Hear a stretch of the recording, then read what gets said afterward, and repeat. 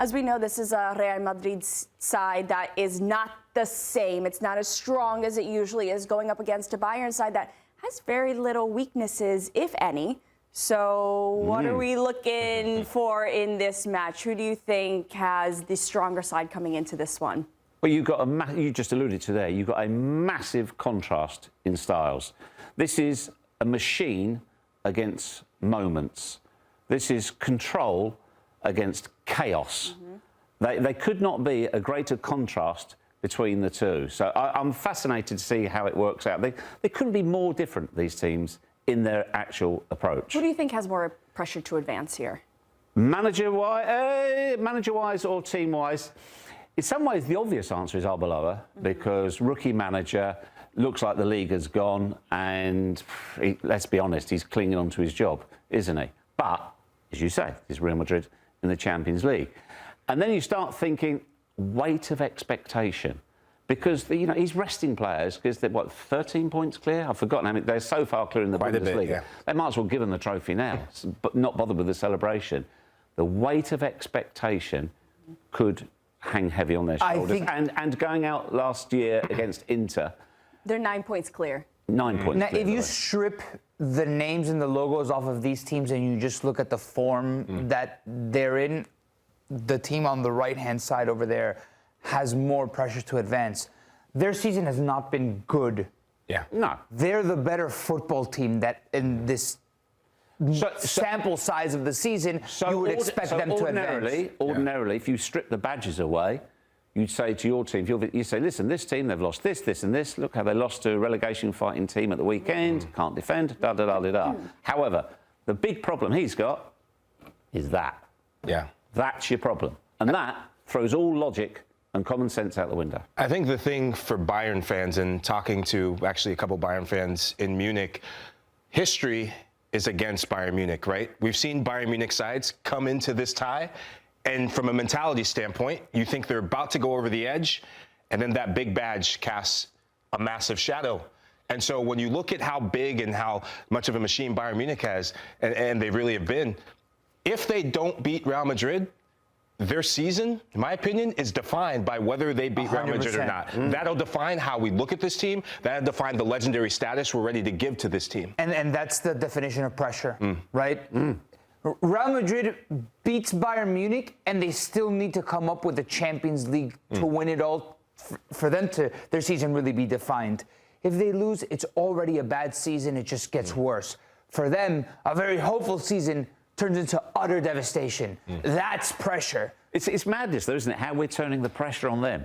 They're the best team. They're the better football team. Yeah. They're the better football team. And when you look at Real Madrid, they're in a difficult spot. Definitely. If we were to do a pressure meter for Bayern, I think that thing would break. But let's do a panic meter, Nico, a vibe meter, shall I say, for Real Madrid. And where you're going to put the... Did you come up with these? Not me. So we have King Swag, that was all Jeff. Bailando, gaining steam. Ayúdenle. What is that? Help them. Help them.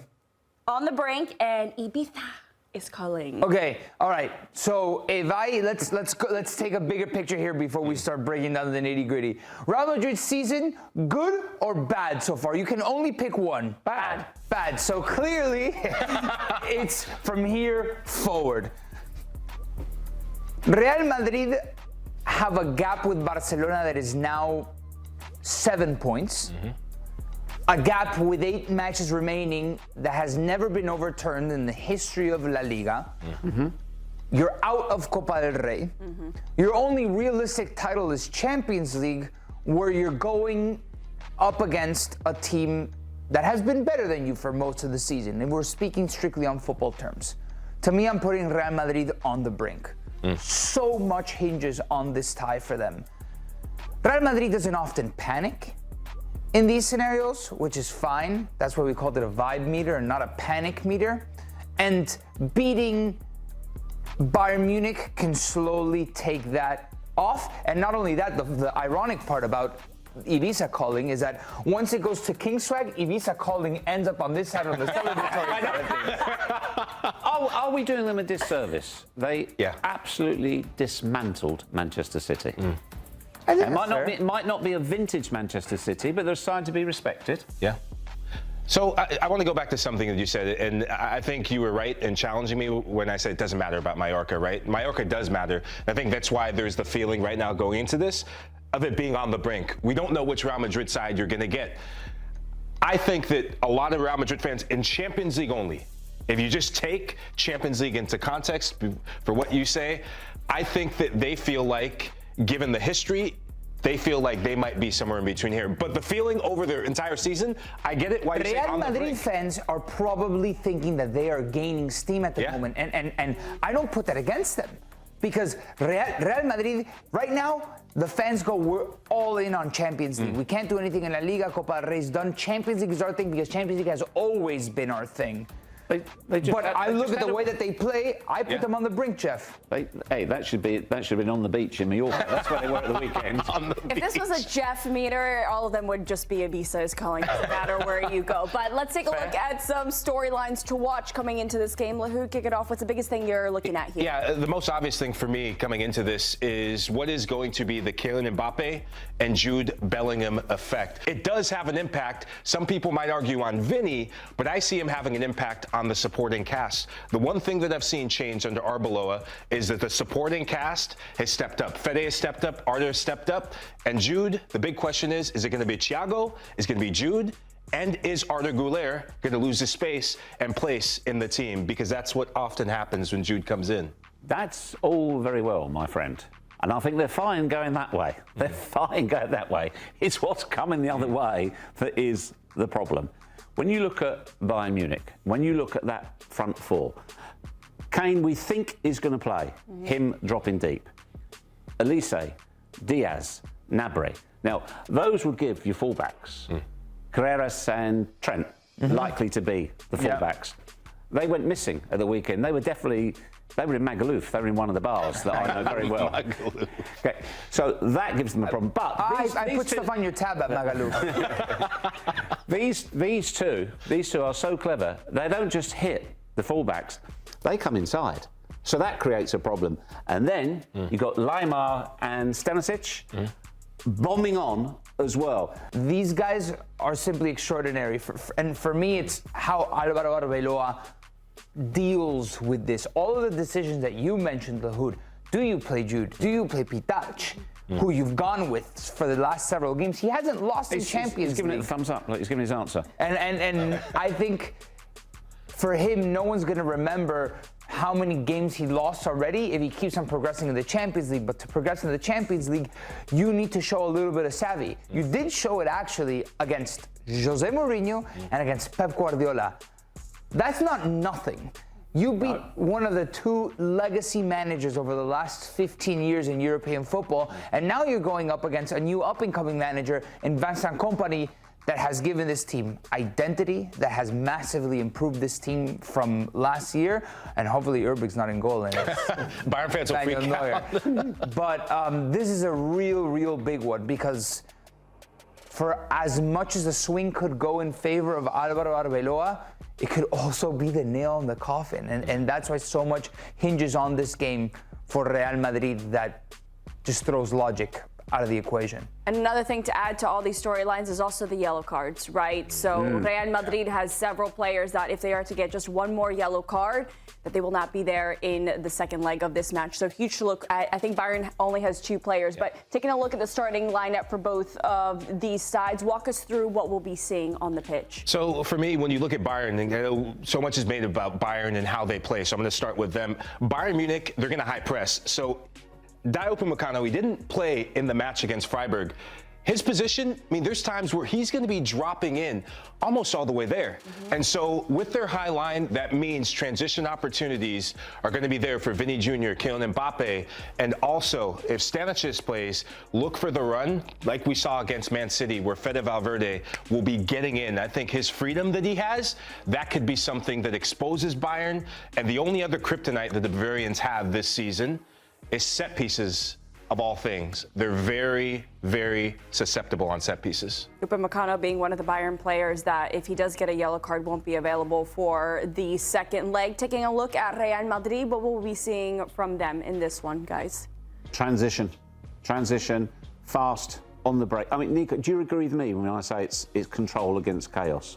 Moments against management. I do think it's a moments team. They're a moments team, aren't Real Madrid. On paper, you look at Militao and you look at Rudiger and you say, all right, they have their players back, they're good. I think obviously having Militao gives a little bit more security to the back line, but in reality, just defensively, Real Madrid hasn't been great. They often leave that space between carreras and whoever the left center back is exposed. And just considering how lethal Bayern, they haven't been shut out once this season. And also as well, how much protection? Carreras, we know, is vulnerable. Then Guller in front of him. Nothing. Yeah, or if that's Jude, we don't know, right? There's so many questions still about how Real Madrid is going to shape up for this. But it's like, do we think Bayern's going to walk away scoreless from the Bernabeu? I don't think so. I think a lot of that, Nico, is going to be dependent on Harry Kane and his fitness. And you posed a question about how fit is he? Even if he plays, how fit is he? I think an 80% fit Harry Kane is better than the large majority of strikers in world football. I agree. Look, and they were only friendlies for England, so he's not going to take a chance. He rested half the team against Freiburg as well, so great game. Yeah. Great game. Real quick, Nico, do you think one of these teams comes out a bit stronger than the other, like really going all in the first leg here? I think Bayern is very confident in who they are. I think they're going to go after Real Madrid. That doesn't mean that Real Madrid isn't going to recognize those moments, smell the opportunity, and go for it as well. Because if they defend for 90 minutes, they might lose by several goals. Real Madrid wants to walk out of the Bernabeu alive. I think even if they get a draw at home, I think they walk out of this reinforcing, let's go again. We can go in the Allianz and get it done and surprise them there. I think they'll go for it, Nico, first leg. I think they'll really go for it. Lamine Yamal was a bit frustrated with things not working for him in that one, but he is only getting better and better after last season. Lamine Yamal, in 41 appearances this season across all competitions, he has scored 21 goals and delivered 15 assists. So taking in the season as a whole, Nico, for Lamine Yamal, how have you seen the growth of this 18-year-old this season? He's hitting peak Lamine Yamal that he hit last season in the Champions League semifinal. But before we get to that, I think we do need to acknowledge what happened to him over the international break. The derogatory, discriminative, anti-Muslim chants that were not directed specifically at him, the Egyptian national team, still very wrong, but obviously him as being an observer of the Islamic faith. Obviously, it takes a toll on you when your own countrymen are discriminating you like this. I feel like this is like prime territory for Lamine Yamal to score a goal and bow down and do the sujood to like just in the face of all the haters. Like, I'm going to use my prayer and my gestures to be the bigger man here. That would be very cool. Not that he has to do it, but it would be like a very cool in-your-face moment. I feel like it would be so Lamine Yamal. Regardless, moving on. I think Lamine, his creativity, his imagination is encapsulated in the nutmeg of, who was it? It was Nico Gonzalez. Nico Gonzalez. Yeah. Absolutely cooked him. Yeah. The meg, and then the pass. It's the pass, Jeff, but it's not only the pass and the weight of the pass, putting Fermin Lopez in one-on-one. There's no second touch in between the nutmeg and the pass. He nutmegs to get around the player, and then he's just put in a position where first time, boom, Trivela passed to Fermin Lopez, and if Fermin was on his day, Lamine Yamal would have had 2 assists, and he would have been a key player influence in the Atlético Madrid match. To answer your question, he's hitting the right form at the right time. Yeah, I think we're seeing the most talented player in world football. He's a game changer. He decides games. And he could decide this very tie. He'll have to decide this first leg for Barcelona. He'll be one of the key players, no doubt. For all the strengths that Barcelona has in this one, Atlético Madrid, as we've been talking about for the past couple days, has a lot of strengths of their own. So Lehu, walk us through each position and tell us who has the edge in this one. Okay, so it's going to be divided up by backline, goalkeeping position, midfield, attack, managers, and of course the intangibles. So from the top, goalkeeping and backline, I'm going to give it to Barcelona. Barcelona, because Joan Garcia, and this was pretty tight for me. Nico doesn't like this. Joan Garcia, I know. That's why I did it. Joan Garcia has been excellent this season. Yeah, like against Atlético Madrid when the ball just rolled under him in the Copa del Rey. It was the field. It was the field. It was his worst game of the season, right? But The defense that leaves lagoons of space the reason in behind. why I say the back line is Joao Cancelo. Joao Cancelo, he sent Thiago Almada back to the training room. Absolutely cooked him. Midfield for me, I hope this isn't an argument. I don't think there's a debate. Barcelona, any team that has Pedri, Fermin, Lopez, I wouldn't expect to see maybe Eric Garcia in the midfield. Barcelona has a better midfield. Attack, this one was interesting. I still have question marks about which Lewandowski we're going to see. And because I put Fermin in the midfield, I actually went with Atleti. Julian's hitting form. Sorloth is a Barcelona killer, right? Antoine Griezmann. The last time these two sides met in the Champions League, Antoine Griezmann decided it. And manager Hansi Flick is who I'm picking. Hansi Flick outsmarted Cholo, although there was a red card in the recent match. I think last time they played, completely outsmarted Atleti. Intangibles, I'm going to give it to Atleti because in knockout competition, Cholo just has a way of getting under manager skins. And after the final whistle, he grabbed Hansi Flick's hand and said, "Don't forget, you still have to come here." So the mind games have already begun. I think the biggest thing I agree there is the intangibles. And I feel Atleti will come off of that field from the weekend feeling, listen, we played for 45 minutes with 10 men. We gave them a really, really close ride, I couldn't agree more about Lamine Yamal. I mean, he's absolutely mesmerizing. He's breathtaking to watch at the moment. He's arguably the most exciting footballer in world football. But you've got a matchup of two very, very different styles. I think this is a really, this is a hard game to call. Yeah. We need an expert's opinion on this. Well, let's bring him in, our CBS Sports La Liga correspondent, Guillem Balague, who will be on the sidelines for this big matchup. Guillem, always on the go here. What do you think of what Lahoud had to put together about who's got the edge, especially in the attack? Do you agree that it's Atleti who is stronger in the attack in this one? No. No. Guillem, throw me a bone here. No, well, okay. What you've got in favour is that their main star of Atlético Madrid score more goals in the Champions League than the main star of Barcelona. Julian Alvarez has done better in the Champions League than Lamine, but he has. The thing is, though, any team that has got Lamine Yamal has to be considered the best attack, perhaps with the exception of, or closest to PSG and Bayern Munich. You described Lamine Yamal. Let me tell you one thing. I think I know why he was upset. I think I've got the insight of why he was upset. And it has to do with his own coaching staff. De La Fuente, the goalkeeper coach and the specialist on set pieces, didn't like the fact that coming to the last 10, 15 minutes of the game with 1-1, that Lamine, instead of passing the ball, and he had Ferran Torres and Lewandowski in the box, actually shot and turned around. And he saw De La Fuente just going like that, and you should have done this. Oh my God, that put him off completely, to such a point that not only he didn't celebrate the goal of Lewandowski, which was with 2 or 3 minutes to go until the end of the game, and a key victory for Barcelona, considering that it's almost like a league win. Well, he didn't speak to Hansi Flick, or didn't shake his hand, and then when De La Fuente came close to him, he didn't watch up to him either.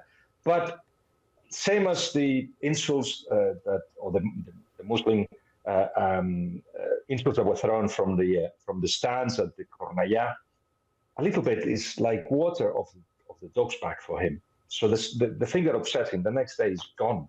In fact, the next day he was in the Kings League taking a penalty for his team. And in the Kings League, as you know, he's the president of one of the teams, and one of the rules that the president can take a penalty. And he was there explaining Cancelo what the Kings League is about. So I think he just moves on very quickly, but he was upset because somebody was questioning his decision on the pitch. Well, that is genuine insight, Guillem. So that solves a lot of our questions. So how do you see, though, the point that we make that you can't just assess Atleti on the individual parts. It's the sum of the parts when assessing Atleti. Yeah, that takes you to the possibility of winning games, but you need that individual, one or two, the goalkeeper, the striker, the Griezmann, if you like, to actually take the game or the team to another level. Without that, they won't go far.